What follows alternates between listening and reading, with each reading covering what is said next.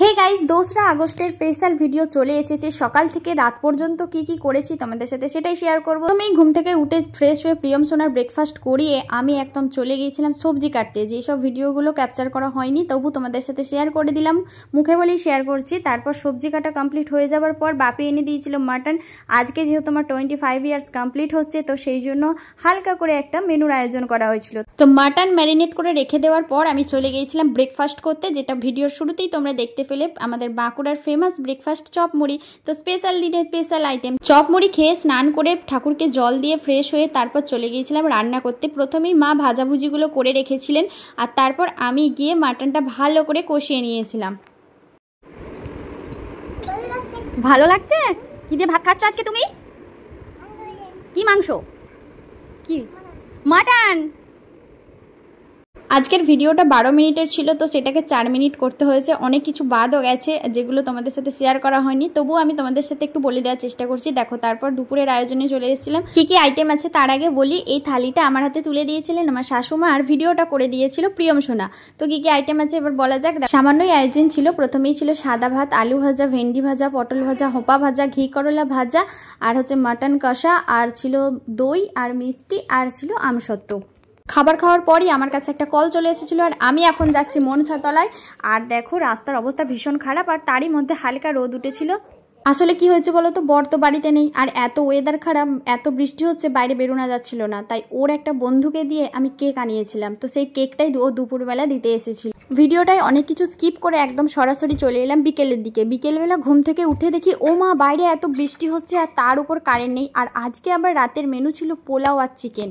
বৃষ্টিটা একটু থেমে যাওয়ার পর বাপি গিয়েছিল সিঙ্গারা আনতে, আর চিকেন এনে দিয়েছিল। আর কারেন্ট নেই বলে না ভীষণ অসুবিধা হচ্ছিল, যেহেতু সন্ধ্যের দিকে একটা ছোট্ট পার্টির আয়োজন করা হয়েছে। তার আগেই কিন্তু আমি রান্নাবান্না করে নিয়েছিলাম। তো পোলাওটা প্রথমে বসিয়ে দিয়ে চলে এসেছিলাম, তারপর চিকেনটা ভালো করে কষিয়ে রান্না কমপ্লিট করে একেবারে চলে এসেছিলাম বার্থডে পার্টিতে। আর এই সামান্য ডেকোরেশনটা করে দিয়েছিল আমার এই ছোট্ট ভাসুরজিটা, আর ছিল দুটো ননদ। আর তার আগে তোমাদের কাছে একটু ক্ষমা চেয়ে নিচ্ছি, কেননা ওখানে পিছনে দেখো হ্যাপি বারণটা একটু ভুল হয়ে গেছে। তাই তোমাদের কাছে রিকোয়েস্ট করছি, তোমরা প্লিজ কেউ কিছু মাইন্ড করো না, আর কেউ কিছু খারাপ কমেন্ট করো না, আমার এটা রিকোয়েস্ট। তো যাই হোক, 25 ইয়ার্স বার্থডে পার্টি আমার ভীষণ ভালোভাবে কেটেছিল। আর তারই মাঝে একটুখানি খারাপ হয়ে গেছে, এই যে ওখানে আমার একটা ননদ আর ওর বন্ধুটা একটু গালে ক্রিম দিয়ে দিয়েছিল। তো সেটা দেখে প্রিয়ম সোনাতে এত কান্না করছে, ওকে আর থামানো যাচ্ছে না। ওর সাথে আমি কোনো রকম ছবি তুলতেও পারছি না। দেখো, এদিকে প্রচুর কান্না করছিল।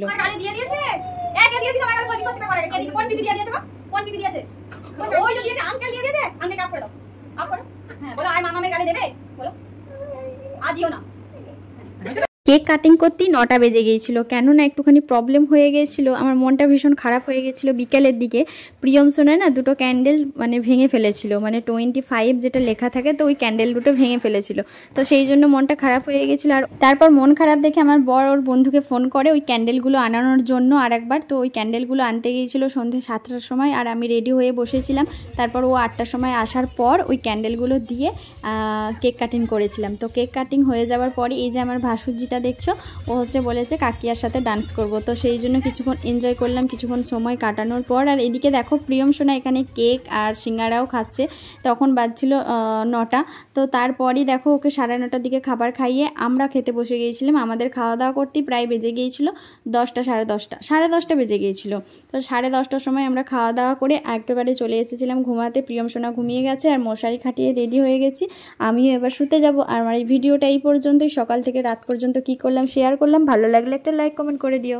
আর সবশেষে বলবো তোমাদেরকে অসংখ্য ধন্যবাদ আমাকে উইশ করার জন্য। তোমরা সবাই ভালো থেকো, সুস্থ থেকো, টাটা, বাই বাই।